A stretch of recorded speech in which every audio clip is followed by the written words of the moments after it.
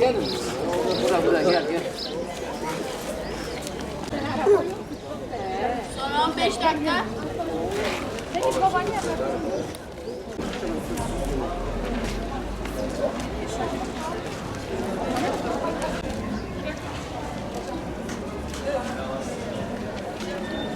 Bizde 420 liradan sınava gireceği için yoğunluk oluşmaması adına lütfen zamanında içeri girelim.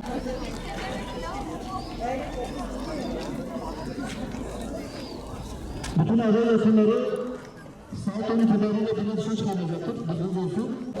Lütfen zamanında içeri girelim.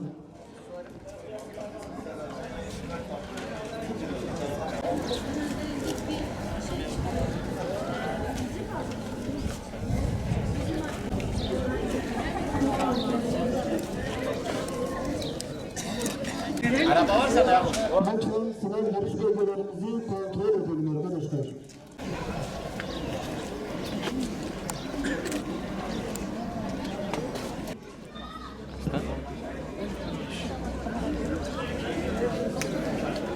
Engellerimizin alınmasında fayda var.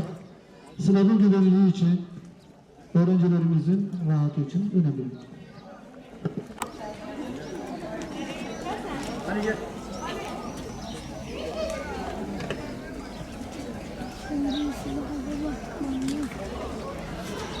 Baba.